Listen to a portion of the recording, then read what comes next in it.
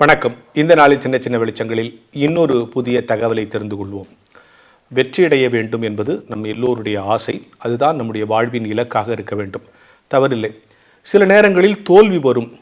அப்படி தோல்வி வருகிற பொழுது அந்த தோல்வியை தாங்கிக் கொள்ளுகிற மனப்பக்குவம், அல்லது அந்த தோல்வியை ஏற்றுக்கொள்ளுகிற ஒரு கண்ணியம், அடுத்து அந்த தோல்வி எதனால் வந்தது என்று ஆய்வு செய்து அதிலிருந்து மீண்டு வருகிற அறிவு, இது மூன்றும் மனிதனுக்கு தேவை.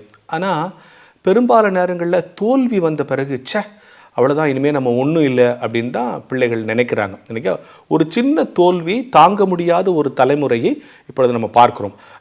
சின்ன விஷயம் நடக்கலைங்கிறதுக்காக உயிரையே மாய்த்து கொள்ளுகிற சில விஷயங்களையெல்லாம் நம்ம கேள்விப்படுறோம். எனவே தோல்விகளை தாங்குகிற மனப்பக்குவம், வெற்றி அடைவது என்பது வேறு, தோல்வியை தாங்கிக் கொள்ளுகிற மனப்பக்குவம் இன்னும் அடுத்த ஸ்டேஜ், தோல்வியிலிருந்து புதிய விஷயங்களை கற்றுக்கொள்ளுகிற மனப்பக்குவத்துக்கு நம்ம வர வேண்டும்.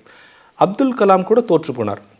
நான் ஏன் அப்துல் கலாம் கூட தோற்று போனான்னு சொன்னால், நம்ம எல்லா வெற்றிக்கும், எல்லா வளர்ச்சிக்கும், எல்லா சாதனைக்கும் அப்துல் கலாம் தானே சமீப காலங்களில் நாம் உதாரணம் காட்டிட்டு இருக்கோம். அந்த அப்துல் கலாமுக்கும் தோல்வி வந்தது. அவர் ஒரு பைலட் ஆகணும்னு ஆசைப்பட்டார். ஆனால் அவர் செலக்ட் ஆகலை. தெரியுமா உங்களுக்கு? ஒரு 25 பேர் விண்ணப்பிச்சாங்க. அதில் 12 பேரை செலக்ட் பண்ணாங்க. இவர் பேர் 13 வந்துச்சு. இவர் செலக்ட் ஆகலை, பைலட் ஆகலைன்னு செலக்டும் இல்லை. அவர் ரொம்ப உடஞ்சி போயிட்டார். ஆனால் உங்களுக்கு என்ன நடந்துச்சு தெரியும் இல்லையா?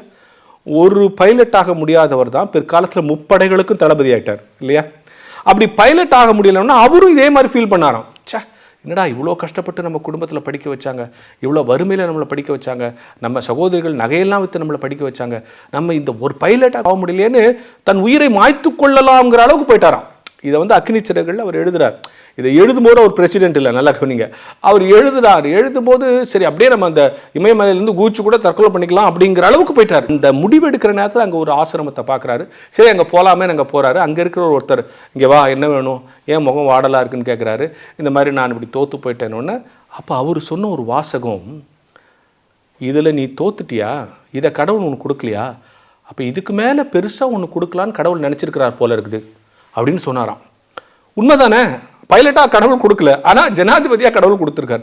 சில நேரங்களில் நம்ம இது வேணும் அது வேணும் கிடைக்கலன்னும் போது நம்ம ரொம்ப வேதனைப்படுவோம். அப்போ கடவுள் மேலே சிரிப்பார், அட பாவி, எவ்வளோ பெரிய விஷயம் உனக்கு வச்சிருக்கிறேன், நீ இது கிடைக்கலையான்னு அழுவுறேன். நான் அந்த மாதிரிலாம் நிறைய அழுதுருக்கேன். ஐயோ இந்து எனக்கு கிடைக்கலையான்னுப்பேன். அப்போல்லாம் கடவுள் சிரிச்சிருப்பார்ல, அருள் பிரகாஷ் உனக்கு இதுக்கு மேலே ஒன்று வச்சிருக்கேன், நீ இதுக்கு போய் அழுவுறியன்னு எழுதுப்பார். அப்படி உங்கள் ஒவ்வொருடைய வாழ்க்கையிலும் ஒரு சின்ன விஷயம் நடக்கலை நீங்கள் வருத்தப்படும் போதெல்லாம் கடவுள் மேலேருந்து சிரிப்பார். நான் எவ்வளோ பேர் சார்ந்து உனக்கு வச்சுன்னுக்கிறேன், இது கிடைக்கலன்னு நீ அழுவுறிய, பொறுமையாக இரு, விசுவாசத்தோடு இருன்னு கடவுள் சொல்கிறார். எனவே சின்ன விஷயங்கள் கிடைக்கல அப்படின்னு நீங்கள் நினைக்காதீங்க. ஒன்று கிடைக்கலன்னா அதை விட பெருசாக கடவுள் உனக்கு ஒன்று கொடுக்க போகிறாருன்னு அர்த்தம்.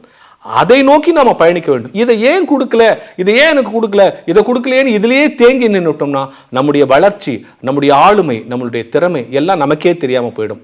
ஒன்றை நீ இழந்து விட்டாய் என்று சொன்னால் அதற்கு மேலான ஒன்றை கடவுள் உனக்கு தரப்போகிறார்.